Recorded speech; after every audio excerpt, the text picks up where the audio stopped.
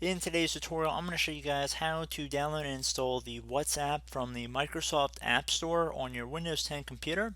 So this should hopefully be a pretty straightforward tutorial, and without further ado, let's jump right into it. And we're going to start by opening up the Start menu, and you just want to type in Store here. Best match should say Store right above Trusted Microsoft Store App. Just left click on that one time to open that up. And now up in the search bar up at the top, you want to type in WhatsApp.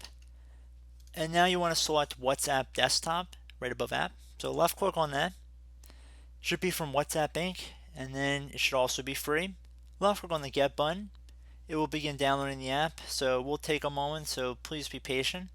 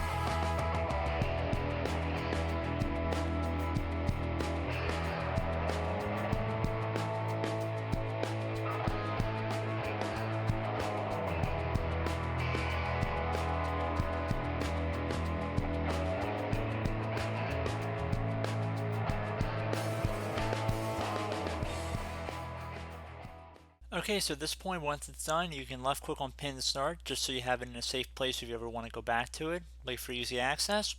And you can also just left click on the launch from the Windows Store itself or Microsoft Store itself. So different ways to access it, of course. So it's just going to take a second to load here. And then at this point, just follow along with any instructions about getting your password and username set up and everything. But that should be about it. So I do hope this brief tutorial was able to help you guys out. And as always, thank you for watching, and I look forward to catching you all in the next tutorial. Goodbye.